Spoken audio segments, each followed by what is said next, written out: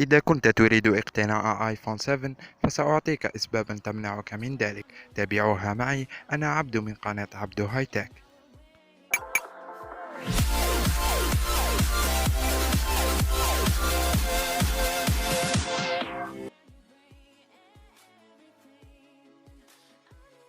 نبدأ بالديزاين.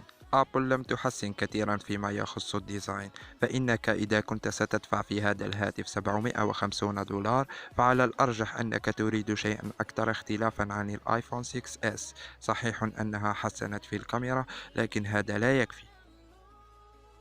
ثانيا، آيفون 7 مضاد للماء، لكن حمايته تتمثل في متر واحد فقط تحت الماء ولمدة 30 دقيقة، وعليه ما زلت تحتاج لواقي حماية. ثالثا، نعم إنه هاتف سريع جدا، لكن من منا استعمل الآيفون 6s لأقصى درجة؟ من منا أحس بأن هاتفه الآيفون 6s بطيء لدرجة أنه يريد تغييره بآيفون 7؟ كون الهاتف سريع جدا هذا لا يعني أننا نحتاج كل هذه السرعة. رابعا، استعد للعيش في عالم من الأدابتر. فآبل قد نزعت مدخل السماعات، فإذا أردت استعمال السماعات العادية فيجب عليك وضع الأدابتر، ولا تستطيع الشحن والاستماع إلى الموسيقى معا.